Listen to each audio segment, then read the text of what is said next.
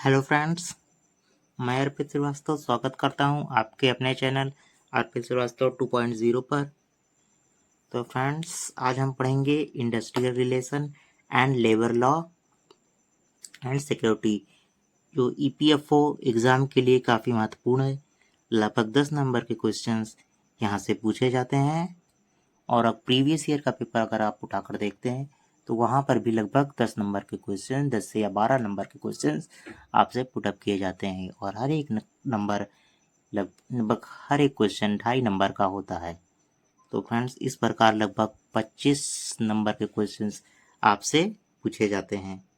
तो फ्रेंड्स, हम पढ़ना स्टार्ट करते हैं इसको, international relation and labour law, साथ ही साथ हम सोशल सिक्योरिटी को भी कवर करते हुए चलेंगे। तो फ्रेंड्स, स्टार्ट करते हैं। सबसे पहले हम देखते हैं, मैं फ्रेंड्स ये बेसिक चीज़ें हैं। जब बेसिक चीज़ें क्लियर होंगी तब आप धीरे धीरे आप हाई लेवल की ओर चलेंगे।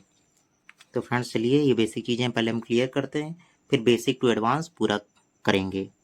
फ्रेंड्स, सबसे पहले हम देखते हैं मानव। तो मानव की फ्रेंड्स बहुत सी इच्छाएं हैं, बहुत सी अभिलाषाएं हैं, तो उनकी पूर्ति करता है मानव। तो उनकी पूर्ति के लिए किस चीज़ पर निर्भर है? तो उनकी पूर्ति के लिए किसी न किसी वस्तु पर या किसी न किसी सेवाओं पर वो निर्भर है। यानी वो किसी न किसी वस्तु का या किसी न किसी सेवा का उपभोग कर करके अपनी इच्छाओं की संतुष्टि करता है। जैसे अगर किसी को भूख लगी तो वो क्या चीज़ लेगा? खाना खाएगा। या किसी को प्यास लगी तो वो पानी पिएगा। जिस चीज़ की इच्छा होगी वो उस चीज़ की रिक्वायरमेंट करेगा। जैसे आपको अगर ईपीएफओ क्वालिफाई करना है, जैसे आपको ईपीएफओ एग्ज़ाम क्वालिफाई करना है तो आप आएंगे अर्पित श्रीवास्तव 2.0 पर। फ्रेंड्स, ये जैसे अगर हम खाना देखें तो खाना हमारा एक प्रकार का प्रोडक्ट है, वस्तु है। जबकि अगर आप यहाँ पर पढ़ रहे हैं यूट्यूब चैनल पर अर्पित श्रीवास्तव 2.0 तो ये एक प्रकार की सर्विस है। तो फ्रेंड्स, मानव अपनी इच्छाओं की पूर्ति के लिए किसी न किसी प्रकार के वस्तु एवं सेवाओं का उपभोग करता है। तो हमने यहाँ पर देखा, तो वस्तु एवं सेवाओं का उत्पादन होता है। तो किसी भी देश में अगर हम देखें तो वस्तु का एवं सेवाओं का उत्पादन होता है जिससे उस देश की अर्थव्यवस्था चलती है। फ्रेंड्स, वस्तु के उत्पादन के लिए या किसी भी सेवा के उत्पादन के लिए 4 चीजों की आवश्यकता होती है, जिसे हम उत्पादन के 4 कारक कहते हैं। फ्रेंड्स, अगर हमें किसी भी वस्तु का उत्पादन करना है या किसी भी प्रकार की सेवा का उत्पादन करना है तो हमें किन किन चीज़ों की आवश्यकता पड़ेगी। तो हम देखते हैं उत्पादन के कारक। उत्पादन के कारक तो कितने कारक हैं? 4 कारक हैं। तो उत्पादन के कारक में हम देखते हैं कि सबसे पहले अगर किसी भी चीज़ का हमें प्रोडक्शन करना है या किसी भी चीज़ की हमें उत्पादन करना है, चाहे वस्तु हो या सेवा हो, तो सबसे पहले हमें भूमि चाहिए। बिना भूमि के या बिना जमीन के हम किसी भी चीज का उत्पादन नहीं कर सकते हैं। वो चाहे कोई भी वस्तु हो या कोई भी सेवा हो। जैसे अगर बिस्किट बनाना है या ब्रेड बनाना है या शैम्पू बनाना है, साबुन बनाना है, कुछ भी बनाना, कोई भी प्रोडक्ट हो गया, तो हमें उसको फैक्ट्री लगाना पड़ेगा और फैक्ट्री लगाने के लिए हमको कहीं ना कहीं जमीन की आवश्यकता पड़ेगी। तो बिना भूमि के या बिना जमीन के हम किसी भी वस्तु का उत्पादन नहीं कर सकते हैं। सेवाओं का उत्पादन, जैसे हमें स्कूल खोलना हुआ या कोई बैंक खोलना हुआ या फिर कोई एनजीओ खोलना हुआ, तब भी हमको किसी न किसी जमीन की आवश्यकता होगी जिस पर हम कोई ना कोई बिल्डिंग बना करके खोलेंगे। तो फ्रेंड्स, उत्पादन के 4 कारकों में सबसे महत्वपूर्ण कारक है भूमि। तो भूमि हमें चाहिए अगर किसी भी वस्तु का उत्पादन करना है। उसके बाद देखते हैं पूंजी। दूसरे कारक में आ जाता है पूंजी। किसी भी चीज का अगर उत्पादन करना है फ्रेंड्स तो दूसरे नंबर पर हमें चाहिए पूंजी। पूंजी अर्थात पैसा, क्योंकि बिना पैसे के कुछ नहीं होने वाला है। जब हमारे पास पैसा होगा तो हम कोई ना कोई फैक्ट्री डालेंगे। तो फैक्ट्री डालेंगे और फैक्ट्री के बाद हम उसमें किसी न किसी वस्तु का या सेवा का उत्पादन करेंगे। और फ्रेंड्स, जो पैसा लगाएगा, मान लीजिए जिसके पास पैसा है वो पैसा लगाएगा तो वो उद्यमी कहलाएगा। अर्थात उद्यमी की भी आवश्यकता हमें होती है। जो पैसा लगाएगा, जो मालिक होगा, वो उद्यमी कहलाएगा फ्रेंड्स, उसे हम उद्यमी कहेंगे। और साथ ही साथ श्रमिक की आवश्यकता होती है, जो उस फैक्ट्री में या जो उस जगह पर काम करेंगे उन्हें हम श्रमिक कहेंगे। तो फ्रेंड्स, उत्पादन के 4 कारकों में हमने सबसे पहले देखा भूमि, पूंजी, श्रमिक और उद्यमी। उत्पादन के 4 कारकों में सबसे पहले किसी भी चीज का अगर प्रोडक्शन करना हो तो हमें भूमि की जरूरत पड़ेगी, फिर हमें पूंजी की जरूरत पड़ेगी, फिर उसके बाद उसमें काम करने वाले श्रमिक की जरूरत पड़ेगी और फिर उद्यमी की जरूरत पड़ेगी जो उसका मालिक होगा। तो फ्रेंड्स हमने ये देखा। उसके बाद हम देखते हैं किसी भी देश, एक सेकंड फ्रेंड्स, ये देखिए, मान लीजिए कोई देश है, कोई कंट्री है, ये देखिए कोई कंट्री है, तो उसमें वस्तु एवं सेवाओं का उत्पादन होगा। अगर वस्तु और सेवाओं का उत्पादन हो रहा है तो उसका मतलब वहाँ की सकल घरेलू उत्पाद अर्थात जीडीपी में क्या होगा, वृद्धि होगी। तो अगर वहाँ पर जीडीपी में किसी देश की वृद्धि हो रही है तो जाहिर सी बात है अधिक से अधिक वहाँ पर रोजगार होगा, उस देश का विकास होगा, अधिक से अधिक टेक्नोलॉजी आएगी जिससे उस देश का प्रति व्यक्ति इनकम बढ़ेगा और वो देश एक शक्तिशाली देश के रूप में उभर कर आएगा। तो फ्रेंड इसके बाद देखते हैं हम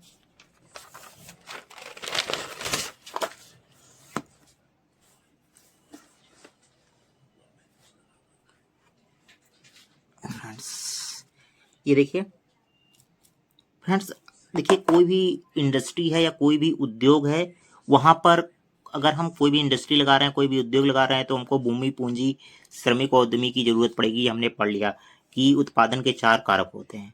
तो फ्रेंड्स जो वहां पर श्रमिक होंगे, अभी हमने उत्पादन के 4 कारकों में सबसे महत्वपूर्ण कारक एक पढ़ा श्रमिक। तो मैं फ्रेंड्स श्रमिक जो होते हैं ये किसी भी इंडस्ट्री में एक महत्वपूर्ण भूमिका निभाते हैं। तो फ्रेंड्स इनके बारे में हम देखते हैं अब कि भारत में श्रमिक लेबर इन इंडिया। तो फ्रेंड्स श्रमिक 2 प्रकार के होते हैं, जो काम करने वाले होते हैं ये 2 प्रकार के होते हैं। एक संगठित क्षेत्र के होते हैं जिसे हम ऑर्गेनाइज सेक्टर कहते हैं, और दूसरा असंगठित क्षेत्र के लोग होते हैं जिसे हम इनऑर्गेनाइज सेक्टर कहते हैं। संगठित क्षेत्र का मतलब है कि ऐसे क्षेत्र जहां पर श्रमिकों की या जहां पर लोगों की या जहां पर मजदूरों की आय या वेतन कह सकते हैं, चाहे आय कहें या वेतन कहें, और साथ ही साथ छुट्टियां और साथ ही साथ काम करने के समय निश्चित हो। जैसे हम देखेंगे अगर स्कूल है तो वहाँ पर टीचर्स पढ़ाते होंगे तो उनका भी एक मतलब टाइम फिक्स है, और बैंक वगैरह देखेंगे या किसी ऑफिस वगैरह में देखेंगे तो सबका अपना टाइम फिक्स होता है। तो ऐसे लोग जो काम करते हैं जहाँ पर जिस सेक्टर में, उसे हम ऑर्गेनाइज सेक्टर कहते हैं। तो फ्रेंड्स ऑर्गेनाइज सेक्टर की अगर भारत में बात करें तो 7% लोग ऑर्गेनाइज सेक्टर से संबंधित हैं वर्तमान में भारत में। और जबकि इसके अतिरिक्त हम असंगठित क्षेत्र की बात करेंगे तो ऐसे लोग जो इसका न आय फिक्स है, ना काम करने का समय फिक्स है और ना ही छुट्टियां फिक्स हैं। जैसे हो गए, जैसे रिक्शे वाले हो गए, ऑटो वाले हो गए, या ठेले वाले हो गए, सब्जी बेचते हैं, या फेरी वाले, कोई भी, या कपड़ा उद्योग हम देख सकते हैं। तो ऐसे जो क्षेत्र होते हैं वो असंगठित क्षेत्र में कहलाते हैं, जिनका कोई फिक्स टाइम नहीं होता है। और वर्तमान में भारत में ये लगभग 93% लोग ऑर्गेनाइज सेक्टर से संबंधित हैं। अगर हम कृषि क्षेत्र की बात करेंगे तो इसमें कृषि क्षेत्र में लगभग 41% लोग हैं, और उद्योग धंधों की बात करेंगे तो इसमें 26% हैं, और सेवा क्षेत्र अर्थात इसमें 32% लोग हैं भारत में श्रमिक। फ्रेंड्स इसको हमने मतलब एक मोटा मोटा आंकड़ा लिया है, जिसे 41 पॉइंट यहाँ पर समथिंग है, 26 पॉइंट समथिंग है और 32 पॉइंट समथिंग है। तो मैंने उसको नहीं लिखा है, एक मतलब मोटा आंकड़ा याद रखने के लिए यहाँ पर इस तरीके से लिखा है। तो मानव की बात देखेंगे तो फ्रेंड्स मानव ही क्या होता है, श्रमिक होता है जो किसी इंडस्ट्री में या किसी फैक्ट्री में या किसी उद्योग में काम करता है। तो हम मानव के बारे में देखते हैं। तो फ्रेंड्स यहाँ पर लिखा है कि उत्पादन का महत्वपूर्ण कारक है कौन, मानव। तो मानव अगर उत्पादन का महत्वपूर्ण कारक है, अर्थात किसी भी फैक्ट्री में, किसी भी इंडस्ट्री में, किसी भी चीज का अगर उत्पादन कोई करता है तो वो है मानव। मानव ही काम करता है। तो मानव के कल्याण के लिए, अर्थात श्रमिक के कल्याण के लिए कुछ ना कुछ व्यवस्थाएं होनी चाहिए। तो भारत में भी ऐसी व्यवस्थाएं बनाई गई हैं, लेकिन जब पहले औद्योगिक क्रांति आई उस समय ऐसी कोई व्यवस्था नहीं थी। अधिक से अधिक मजदूरों से काम लिया जाता था। वहाँ पर अधिक से अधिक काम कराए जाते थे। काम करने के घंटे 14 घंटे, 16 घंटे, 15 घंटे इस तरीके से होते थे, जिससे उनका शोषण होता था। तो इसके विरुद्ध धीरे धीरे आवाज़ उठने लगी, श्रमिकों में थोड़ा जागरूकता आई, और जिससे सरकार को मजबूरन श्रमिकों के संबंध में कानून बनाने पड़े। तो फ्रेंड्स उसके बारे में हम देखते हैं। तो फ्रेंड्स जैसा कि भी हमने बताया कि औद्योगिक क्रांति की शुरुआत में शुरू में जैसे अधिक से अधिक फैक्ट्रियाँ लगने लगी, अधिक से अधिक कच्चे माल को ब्रिटेन ले जाया जाने लगा। वहाँ पर फैक्ट्रियों से कच्चे माल से कोई ना कोई प्रोडक्ट बनाया जाता था जो कि भारत में बेचा जाता था। तो अधिक से अधिक वहाँ पर लोगों को फैक्ट्री में काम करना पड़ता था। तो वहाँ पर भी मतलब वो नहीं था, उनके काम करने के कोई भी नियम कानून नहीं थे। तो वहाँ पर श्रमिकों का शोषण बहुत ज़्यादा होता था। और यही चीज़ हम सेम देखेंगे भारत के परिप्रेक्ष्य में। तो भारत में भी श्रमिकों का काफ़ी शोषण होता था। तो इन्हीं शोषणों को रोकने के लिए मजदूरों ने या वहाँ के श्रमिकों ने आंदोलन करना स्टार्ट किया। इसके लिए उन्होंने जगह जगह अपने फैक्ट्री में हड़तालें की, जगह जगह पर आंदोलन किए, फैक्ट्रियां बंद कर दी, तरह तरह के तरीके अपनाए। देखिए शोषण को रोकने के लिए श्रमिक आंदोलन शुरू हुए। तो इसके लिए उन्होंने हड़ताल स्टार्ट कर दिया, जगह जगह आंदोलन करना स्टार्ट कर दिया इत्यादि। और जब इस तरीके से अगर जगह जगह हड़ताल करना शुरू कर दिया आंदोलन हुए तो सरकार पर एक दबाव हुआ। तो सरकार ने फिर श्रमिक कल्याण हेतु अर्थात श्रमिकों के लिए प्रावधान बनाने की आवश्यकता हुई। यानी कि सरकार को भी समझ में आ गया कि भाई अब इनके लिए भी एक प्रावधान की आवश्यकता है, एक नियम कानून की व्यवस्था है। तो इसके संबंध में हम पढ़ते हैं।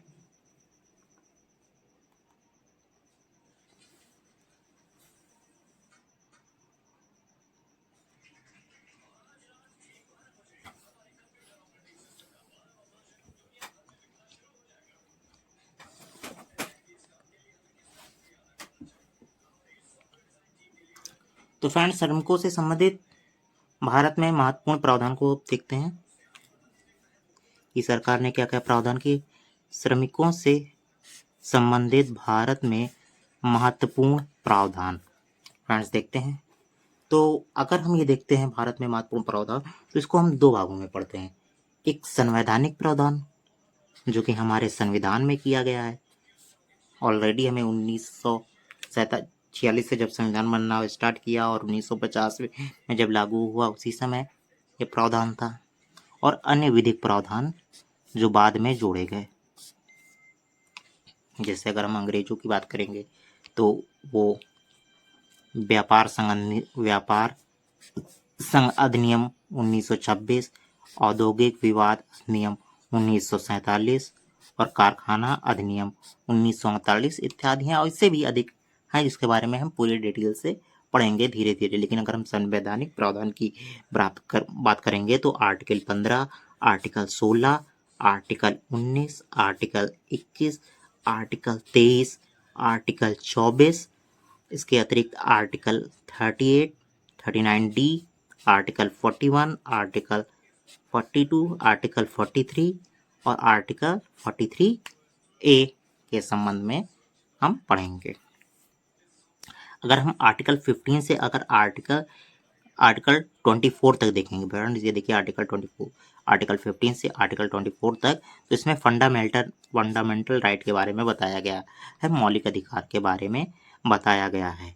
जबकि इसके अतिरिक्त हम देखेंगे 39D से लेकर के 43A में, तो इसमें DPSP के बारे में बताया गया है, directive principle of state policy, जो कि भाग 4 में वर्णित है। इसको हम लोग पूरे डिटेल से पढ़ेंगे। फ्रेंड्स अब हम देखते हैं ट्रेड और व्यापार, ये दो टर्मिनोलॉजी है। अधिकतर लोग समझते हैं कि ये एक ही चीज़ है, व्यापार वाणिज्य दोनों एक ही चीज़ है, लेकिन वास्तव में इस दोनों में थोड़ा सा डिफरेंस होता है, थोड़ा क्या बहुत सारा डिफरेंस होता है। तो व्यापार की अगर हम बात करेंगे, ट्रेड की बात करेंगे, तो ट्रेड होता है कि जस्ट परचेज और सेल करना, किसी चीज़ को खरीदना और किसी चीज़ को बेचना, ये है ट्रेड। जैसे आप दुकान पर गए, किसी कोई पैसा दिए सामान खरीद लिए, तो ये है ट्रेड, ये व्यापार है। लेकिन वाणिज्य की अगर हम बात करेंगे, अर्थात हम कॉमर्स की बात करेंगे, वाणिज्य की इंग्लिश होती है कॉमर्स।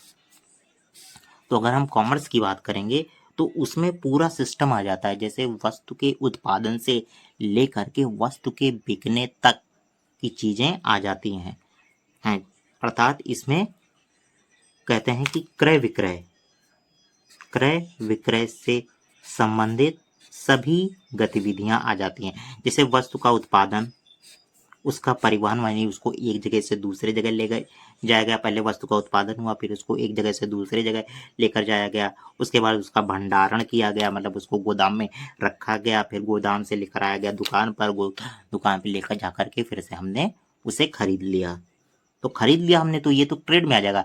लेकिन गोदाम मतलब उसको फैक्ट्री में बनने से लेकर के दुकान तक पहुंचने का और हमको हमारे खरीदने तक का जो प्रोसेस है, ये पूरा वाणिज्य के अंतर्गत आता है। समझ गए फ्रेंड्स? अगर आपको नहीं समझ में आ रहा है तो, या कुछ भी आपको समस्या है तो आप कमेंट बॉक्स में लिख सकते हैं। अगर आपको वीडियो पसंद आ रही हो तो लाइक, शेयर और कमेंट जरूर कर दीजिए फ्रेंड्स, और अपने ओपिनियन जरूर दीजिएगा कि फ्रेंड्स आपको कैसा लग रहा है पढ़ करके इससे, और इससे बेहतर हम आपके लिए और क्या कर सकते हैं। तो फ्रेंड्स अपना ओपिनियन जरूर दीजिएगा एक बार, और आप बने रहिए फ्रेंड्स। पूरा सिलेबस यहाँ पर कंप्लीट करवाया जाएगा, बस फ्रेंड्स थोड़ा धैर्य बनाए रखिएगा। और इसी तरह से आपको हैंड रिटन नोट्स लिख करके सभी चीज़ें मिलेंगी। अब फ्रेंड्स उद्योग के बारे में देखते हैं। तो उद्योग, सबसे पहली बात को होता है कि उद्योग यानी इंडस्ट्री क्या है। तो फ्रेंड्स इंडस्ट्री कोई भी ऐसा स्थान जहां किसी वस्तु या सेवा का उत्पादन होता हो। कहते हैं ऐसा कोई भी स्थान जहां किसी वस्तु अथवा सेवा का उत्पादन होता है, वह क्या है? इंडस्ट्री है, वह उद्योग है। या जहां पर आर्थिक गतिविधि होती है, वहाँ क्या है? वह उद्योग है।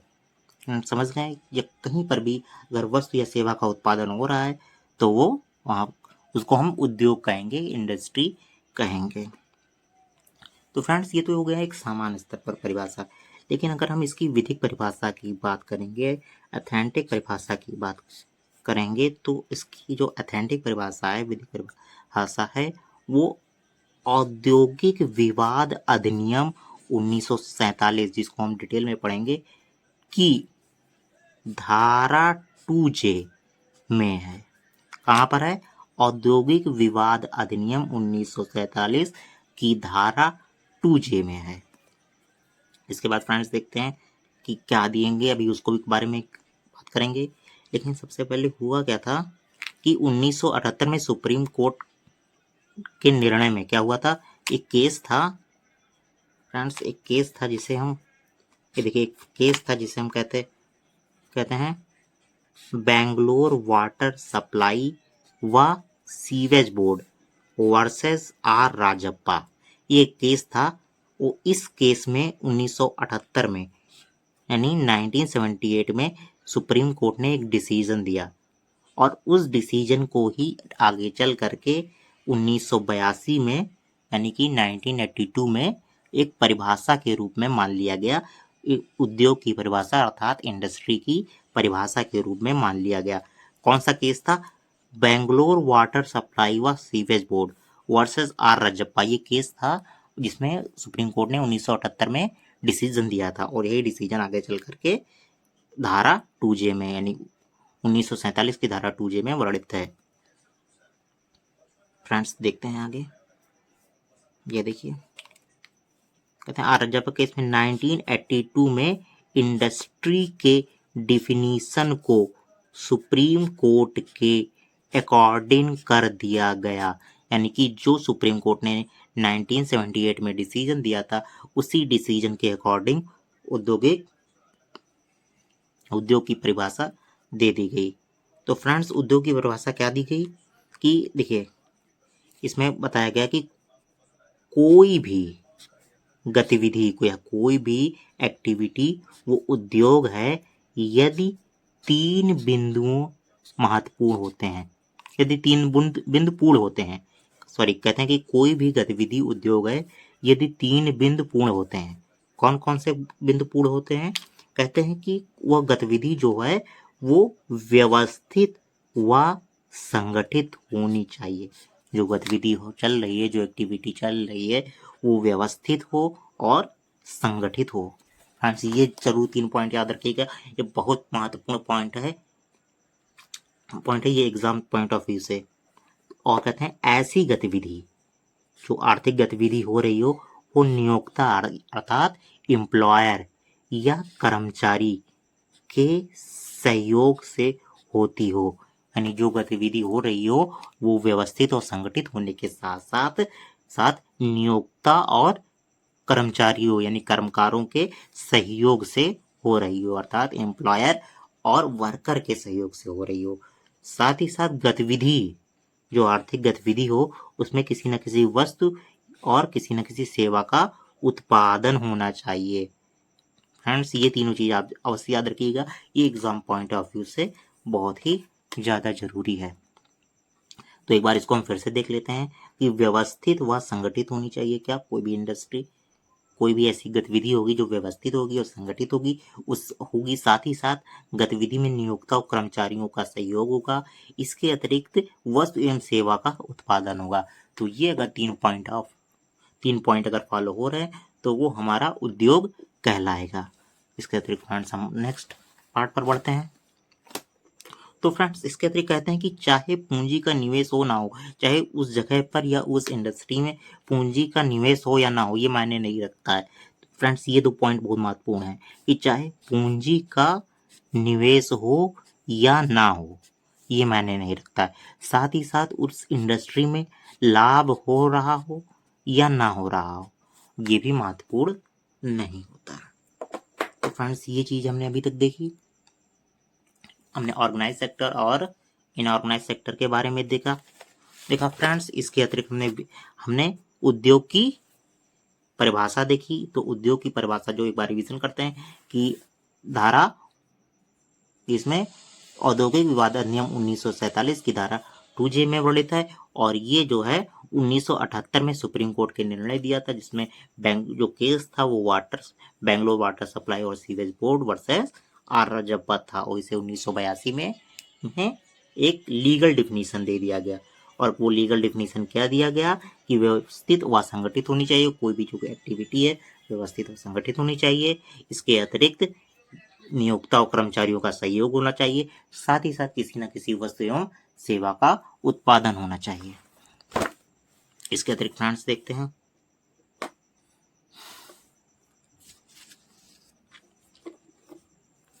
केंद्र सरकार एवं राज्य सरकार। फ्रेंड जब हम किसी इंडस्ट्री की बात करते हैं तो वो केंद्र सरकार उस पर कानून बनाएगी या राज्य सरकार कानून बनाएगी, ये एक समस्या है। कौन सरकार बनाएगा, आप कमेंट करके बताइए फ्रेंड्स। वीडियो को पॉज कीजिए और आप कमेंट करके बताइए कि कोई भी इंडस्ट्री है उस पर कानून कौन बनाएगा, केंद्र सरकार बनाएगी या राज्य सरकार बनाएगी। ये देखिए केंद्र सरकार या राज्य सरकार, और ये उद्योग है, इस पर कानून कौन बनाएगा, क्वेश्चन मार्क है। फ्रेंड्स आप कमेंट में बताइए, और वीडियो पसंद आ रहा हो तो वीडियो को लाइक कर दीजिए, कमेंट कर दीजिए और शेयर कर दीजिए फ्रेंड्स अपने दोस्तों के साथ, जैसे कि इस वीडियो का लाभ सबको मिल सके। इसके अतिरिक्त देखते हैं फ्रेंड्स, अगर हम भारत की बात करेंगे तो भारत, पहले देखते हैं कि भारत के संदर्भ में थोड़ा बात कर लेते हैं, फिर हम देखते हैं कि कहाँ पर कानून केंद्र सरकार बनाएगी या कहाँ पर कानून राज्य सरकार बनाएगी। तो सबसे पहले तो हम भारत को देख लेते हैं एक दृष्टि में। तो फ्रेंड्स भारत एक, कहते हैं भारत एक संघीय देश है। क्यों संघीय देश है? क्योंकि इसमें संघवाद की विशेषताएं पाई जाती हैं। और कौन कौन सी संघवाद की विशेषताएं पाई जाती हैं ये अभी हम इसको लाइन से पढ़ेंगे, लेकिन कितने संघवाद की विशेषताएं पाई जाती हैं, तो कुल 7 विशेषताएं पाई जाती हैं। तो कौन कौन सी 7 विशेषताएं हैं संघवाद की? तो फ्रेंड्स पहली बात हम बात करते हैं कि द्विस्तरीय सरकार है। फ्रेंड्स आप देखते हैं कि राज्य में भी सरकारें हैं जैसे यूपी का, बिहार का, बंगाल का, एमपी का, ये सब अपना सरकार है। इसके अतिरिक्त केंद्र में भी सरकार है जिसे हम केंद्र सरकार कहते हैं।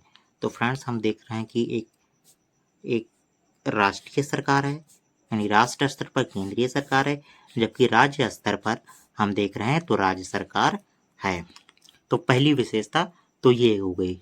इसके अतिरिक्त अगर हम देखेंगे तो केंद्र एवं राज्यों के मध्य शक्तियों का बंटवारा है। केंद्र एवं राज्य के मध्य शक्तियों का बंटवारा, अर्थात कुछ कार्य होंगे जो केंद्र सरकार करेगी और कुछ कार्य होंगे जो राज्य सरकार करेगी। ये जो शक्तियों का बंटवारा है वो कहाँ पर वर्णित है, तो भारत के लिखित संविधान में वर्णित है। अर्थात जो तीसरा हमारी विशेषता है वो लिखित संविधान है। भारत हमारा एक लिखित संविधान है जिसमें केंद्र और राज्य के मध्य शक्तियों को बंटवारे के बारे में बताया गया है।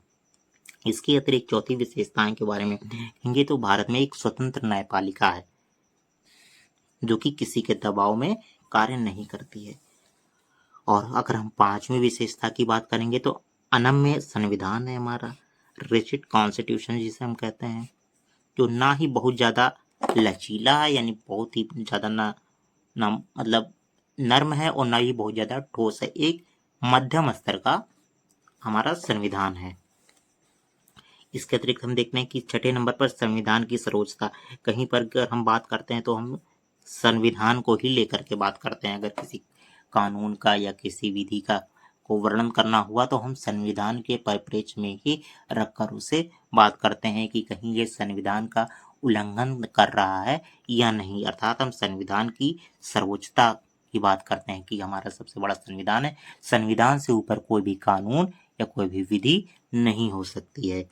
इसके अतिरिक्त देखेंगे तो केंद्र और राज्य दोनों के वो शक्तियां संविधान से प्राप्त होती हैं, चाहे वो केंद्र सरकार हो चाहे वह राज्य सरकार हो, दोनों को कार्य करने की शक्ति जो देता है या कार्य करने की जो शक्ति प्राप्त होती है वह हम संविधान प्राप्त होती है, हमारे लिखित संविधान से प्राप्त होती है। तो फ्रेंड्स हमने ये देखा कि भारत जो एक संघीय देश है उसके 7 विशेषताओं के बारे में हमने देखा, लेकिन अभी भी हमें नहीं पता चला कि केंद्र सरकार कानून बनाएगी या राज्य सरकार कानून बनाएगी। तो फ्रेंड्स इसके संबंध में हम आगे देखते हैं।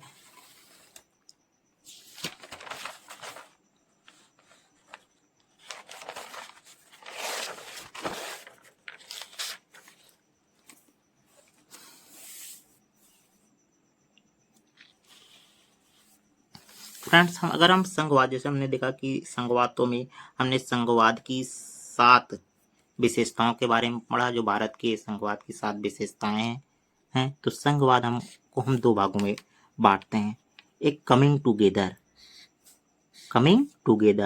और एक होल्डिंग टुगेदर। कमिंग टुगेदर में होता है कि राज्य मिलकर के संघ बनाते हैं, कई राज्य मिल जाएंगे फिर संघ बनाएंगे। जैसे हम कमिंग टुगेदर में देखते हैं कि यूएसए, स्विट्जरलैंड और ऑस्ट्रेलिया, अर्थात कई राज्य मिलकर के संघ बना रहे हैं और इन राज्यों को संघ से अलग होने की स्वतंत्रता होती है, यानी जब ये चाहें तब संघ से अलग हो सकते हैं। जबकि इसके अतिरिक्त जो हम देखते हैं जो है होल्डिंग टुगेदर में केंद्र संघ बनाता है, ना कि राज्य मिलकर संघ बनाते हैं, केंद्र संघ बनाता है और कुछ शक्तियां, कहते हैं केंद्र संघ बनाता है और कुछ शक्तियां राज्यों के पास भी होती हैं, लेकिन कुछ शक्तियां होती हैं लेकिन केंद्र बड़ा होता है राज्य की तुलना में। लेकिन हम यहाँ पर देखते हैं तो केंद्र सरकार और राज्य सरकार दोनों बराबर होती हैं, केंद्र बराबर राज्य बराबर, यानी केंद्र की शक्ति बराबर राज्य की शक्ति होती है। लेकिन यहाँ पर जो हम देखते हैं होल्डिंग टुगेदर में केंद्र की शक्ति बड़ी होती है राज्य की तुलना में। जैसे हमारा इंडिया है, स्पेन है, बेल्जियम है इत्यादि। कहीं क्या सर हमको ये भी मिलता है कि अर्धसंघीय है। वास्तव में जो हमारा संविधान है वो संघवाद को ना दर्शा करके अर्धसंघीय यानी कि क्वासी फेडरल को दर्शाता है। फ्रेंड्स इसके आगे देखते हैं केंद्र व राज्यों के मध्य शक्तियों का विभाजन।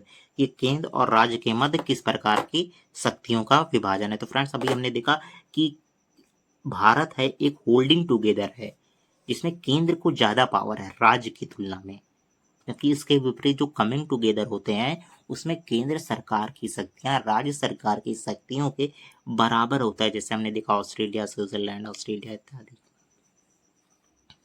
फ्रेंड्स, अब हम एक हेडिंग और देखते हैं, केंद्र व राज्य के मध्य शक्तियों का विभाजन। केंद्र व राज्यों के मध्य शक्तियों का विभाजन। तो फ्रेंड्स, केंद्र और राज्यों के मध्य शक्तियों का विभाजन दो तरीकों से होता है। एक विधायी शक्तियों का विभाजन यानी कि विधायी विषयों का विभाजन, जो कि आर्टिकल संविधान के अनुच्छेद 246 आर्टिकल 246 में वर्णित है, जो कि अनुसूची 7 में है, 7वीं अनुसूची में वर्णित है। तो इसमें आता है हमारा संघ सूची, राज्य सूची और समवर्ती सूची। अगर हम संवैधानिक तौर पर बात करें तो आर्टिकल 246 अर्थात अनुसूची 7 में सूचियों को बताया गया है, जिसमें संघ सूची, राज्य सूची और समवर्ती सूची को बताया गया है। तो संघ सूची की बात करेंगे इसमें तो इसमें 100 विषय हैं, राज्य सूची की बात करेंगे तो इसमें 61 विषय हैं, और अगर हम समवर्ती सूची की बात करेंगे तो इसमें 52 विषय हैं। फ्रेंड, जो संघ सूची में विषय आते हैं उन पर पूर्ण रूप से कानून बनाने का अधिकार केंद्र सरकार को होता है, अर्थात 100 विषय हैं वर्तमान में और 100 पर कानून बनाने का अधिकार केंद्र सरकार को है। जबकि इसके विपरीत राज्य सूची में 61 विषय हैं। पहले 66 हुआ करते थे, लेकिन अब 61 है, संशोधन कर दिया गया है। तो इन 61 विषय पर कानून बनाने का अधिकार राज्य सरकार को है, वो पूर्ण रूप से राज्य सरकार को है। जबकि समवर्ती सूची में फ्रेंड्स अगर हम बात करेंगे तो 52 विषय हैं और इस पर केंद्र सरकार और राज्य सरकार को दोनों को कानून बनाने की शक्ति प्राप्त है।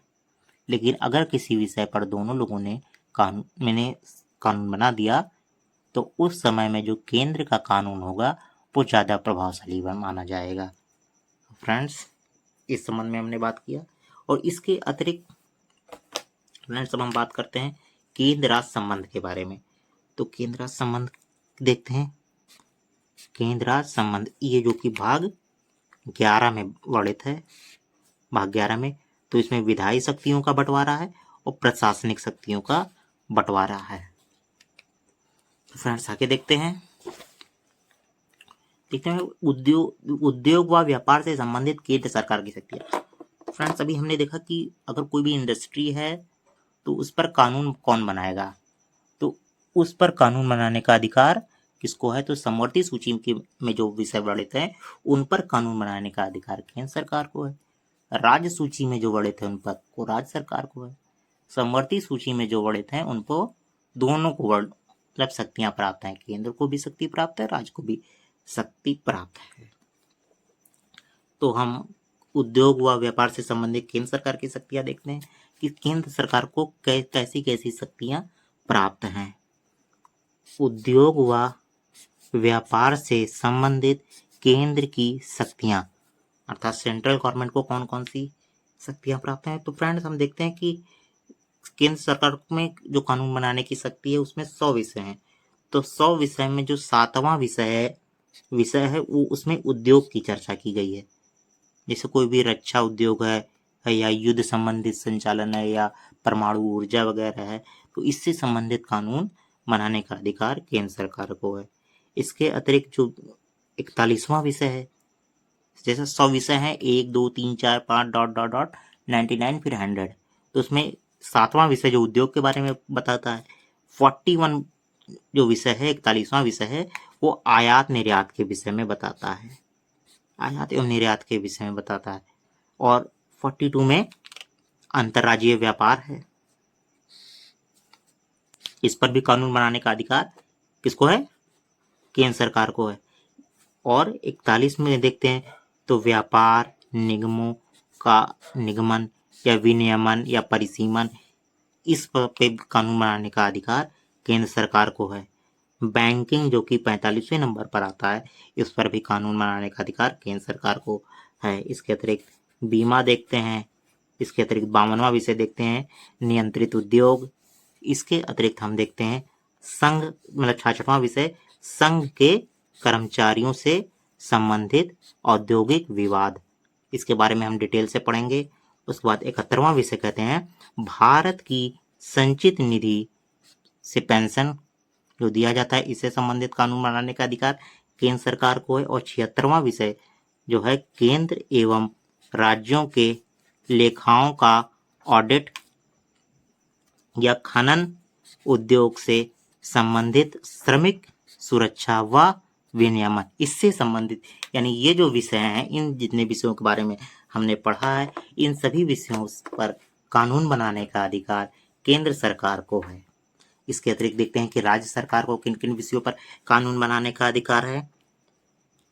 तो उद्योग व व्यापार से संबंधित राज्य की शक्तियां, तो राज्य की कौन कौन सी शक्तियां प्राप्त हैं, तो हम 24 नंबर पर देखेंगे। हमने देखा कि राज्य की जो शक्तियां हैं, यानी कि राज्य सूची में जो वर्णित है उसमें 66 विषय हैं, पहले थे अब 61 विषय हो गए हैं। तो 61 विषय में जो 24वां विषय है उसमें उद्योग के बारे में बताया गया है। उद्योग कैसा होगा, सामान्य उद्योग होगा, मतलब एक जनरल उद्योग हो, दुनिया की जैसे परमाणु उद्योग हो गया, या किसी भी रक्षा उद्योग हो गया, या फिर इसरो वगैरह हो गया, या कि कोई भी अनुसंधान केंद्र हो गया। तो इससे संबंधित कानून बनाने का अधिकार केंद्र सरकार को है। लेकिन जैसे सॉफ्टवेयर वगैरह हो गया या कोई भी सामान्य उद्योग है, तो उस पर कानून बनाने का अधिकार केंद्र सरकार को न होकर के राज्य सरकार को है। इसके अतिरिक्त 26वां विषय देखते हैं, तो व्यापार व वाणिज्य से संबंधित राज्य के अंदर कानून बनाने का अधिकार राज्य को है। लेकिन अगर एक राज्य से दूसरे राज्य के मध्य कानून बनाना है तो वो केंद्र सरकार बनाएगी, जो कि 42वें विषय के अंतर्गत आता है। यहाँ पर देख लीजिए फ्रेंड्स कि 42वें विषय के अंदर अंतरराज्यीय व्यापार आएगा। एक राज्य से अगर दूसरे राज्य में व्यापार हो रहा है तो उसके विषय में कानून केंद्र सरकार बनाएगी। इसके अतिरिक्त देखते हैं